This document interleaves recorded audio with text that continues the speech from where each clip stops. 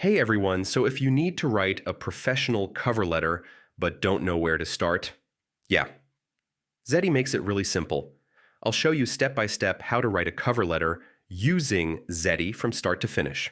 First, go to Zety and open the cover letter builder. Then click on Create Your Cover Letter to begin. Now enter the job title and the position you're applying for. This helps Zety generate content that matches your application.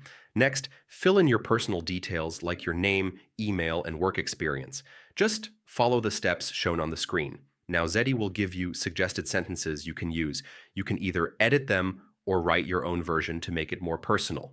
A good cover letter has three parts: an introduction, your skills or experience, and a closing statement. Make sure your message is clear and simple.